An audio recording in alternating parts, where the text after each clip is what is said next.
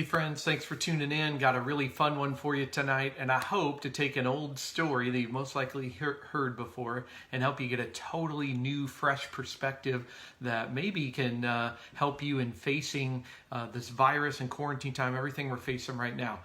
This was a totally radically different way of me viewing this story, so I hope it's helpful for you. It's a great underdog story. What's your favorite underdog story, by the way? Favorite underdog movie? A lot of great sports movies that have that, like Rudy, of course, football player, Notre Dame. I love that one. Hoosiers, great basketball movie. Miracle, story about the USA hockey team. Maybe you like more adventure movies, a lot of good underdog stories there, like Lord of the Rings, which also has Rudy in it, by the way. But, underdog story, little Frodo returning, taking care of the One Ring against all odds. Well, maybe the most famous underdog story, and everybody loves a good one, the most famous one of all time might be considered David and Goliath. Even people that don't know anything about the Bible have most likely heard of this story. And I want to help you hear it in a fresh way. So real quick, let's recap the story, though, for those who don't know it or have kind of forgotten it. You can always read about it on your own. It is in the Bible, the Old Testament, 1 Samuel chapter 17. It's a true story. A great story, right? So you got the Israelites. They're God's people, and they're trying to get where God's sending them. But every morning now when they wake up, they've met their match. They face this huge guy. His name's Goliath. Now listen, this isn't a fairy tale, all right? He's not like a giant and like Jack and the Beanstalk. I mean, he's a real dude. He's 9 feet tall. By the way, tallest human on record that we know of, an 8'11" guy from Illinois. So this is in the realm of possibility, all right? So Goliath's 9 feet tall. So picture like 2 feet taller than Shaq O'Neal.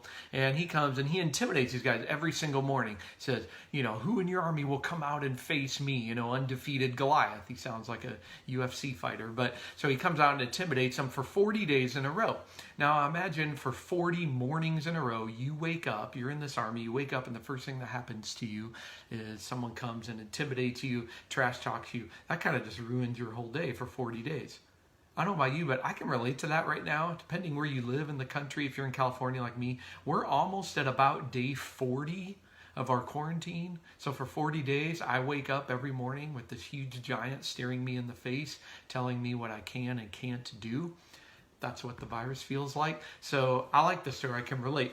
So he's been trash talking, and by the way, this is a great trash talking story in the Bible. You can learn some good trash talk from it.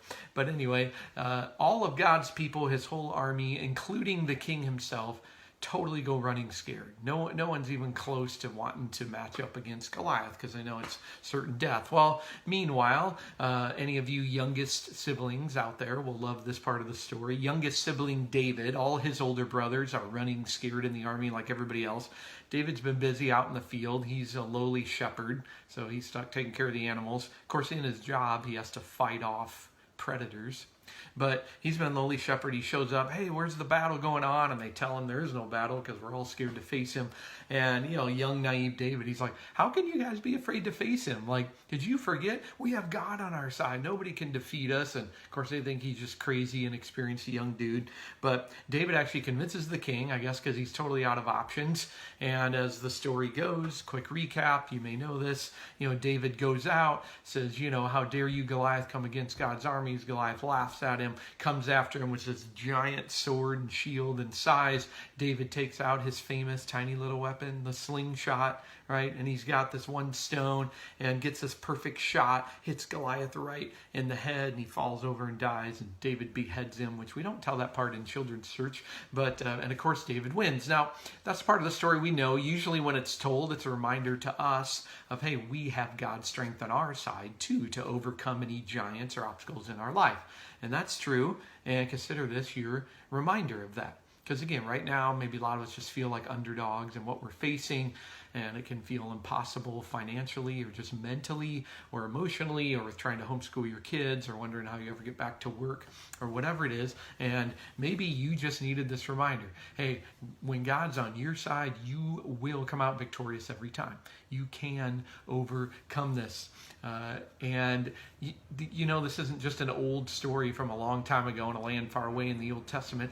all sorts of stories. You probably know people who have endured incredible odds, incredible grief or trial or whatever they've pushed through and come to the other side of it. Beautiful stories of Jesus followers who have done that, and great movies about that and all that kind of stuff. And you probably have some of your own stories, some really tough things that you've made it through. I know I've got mine, some things that felt impossible to get through. And look, we're still standing.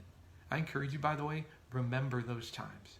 Reflect on those. You have made it through tough things before. So sometimes we just need that reminder. A lot of great words in the Bible, great wisdom, promises that can help us in that.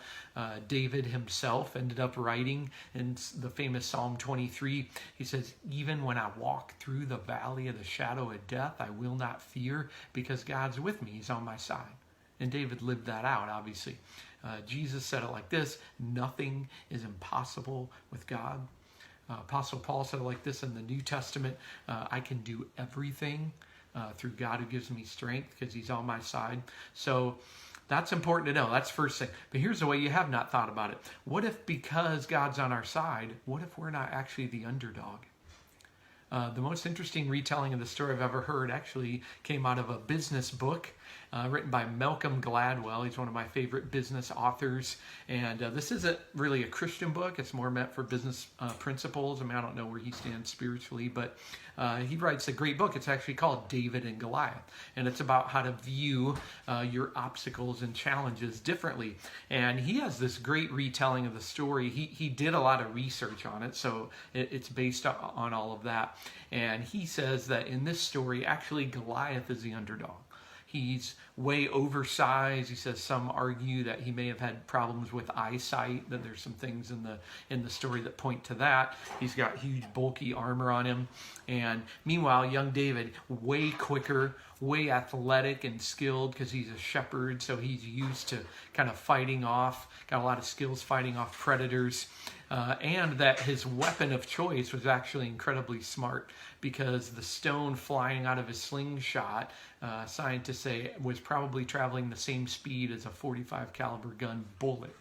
And so a bullet to the head would take care of him. So they say actually David had the advantages. And the point of Malcolm Gladwell's book is we all need to get better at seeing what our advantages are. And so that's our other thing to learn from the story is, what if it's a matter of perspective? You know, sometimes in our lives, you and I make giants out of things that aren't really giants. Well, I can't speak for you, but I'll speak for me. There's some things, obstacles I face that, honestly, to me, they feel too big. I make them bigger in my mind than they really have to be. So it does become a matter of perspective.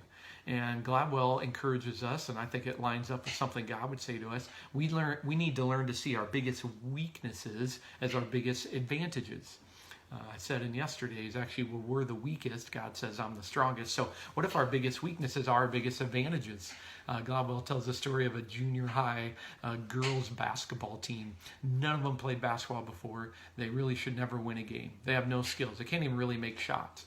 But their coach takes their weakness, turns it into advantage. He knows, well, they can't do anything else, but all these girls can learn how to work hard and hustle. So he has them run a full court press the entire game and just play this incredible swarming defense. And they end up getting to go to the state title game. They win without scoring all that much because they have other advantages. So, you think about, what do all successful underdogs have in common?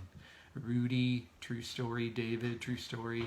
Even Frodo, not a true story, I don't think. But what did they all have in common is they didn't let their giants overwhelm them. They had this perspective of knowing, I still have advantages. I can still overcome them.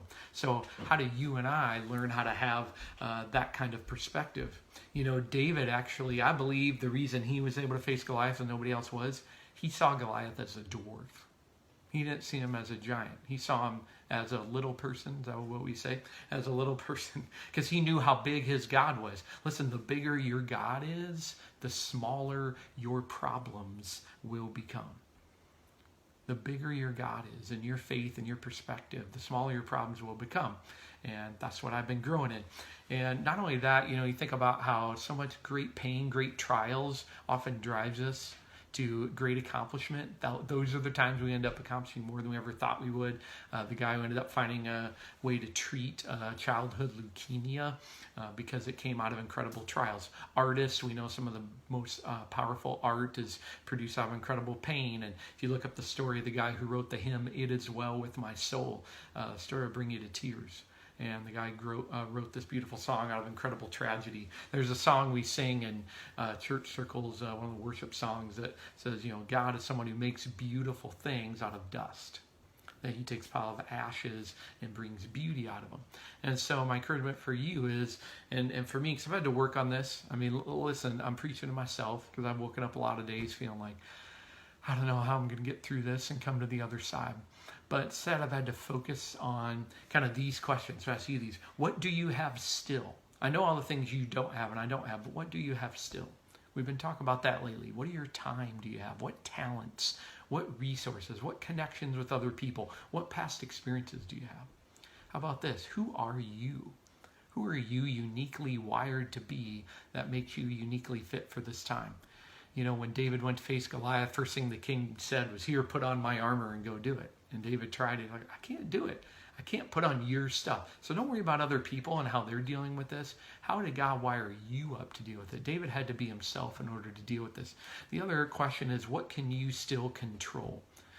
Therapists and business leaders alike will encourage you to stop focusing on what you can't control. What can you still control? Your schedule. Things you do for your physical health, your mental health, your attitude, your effort.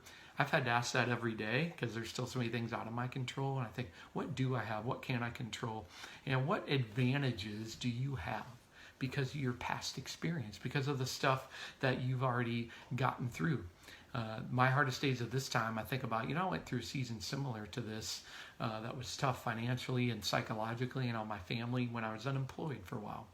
I think about all the things I did that helped me make it through that God helped me make it through. And I realized, and I can get through this too. And so, one big advantage you always have on your side, by the way, is you can know this, if you're a believer in God, that God is never surprised and overwhelmed by what happens. So you don't have to be either. And he's always up to something and always on your side. And so just asking those questions, and I guess one last question, what can I do in this time that I won't be able to do when it's over? And so, how do I take what feels like weaknesses and see them as advantages? Any therapist, by the way, I work with a lot of different great Christian therapists, and they'd say, our tendency is to just feel like buried under our problems. We need to learn to get on top of them. So just kind of picture that you can get on top of it by thinking about realizing that maybe you're not actually the underdog. You do have what it takes with God on your side to overcome this.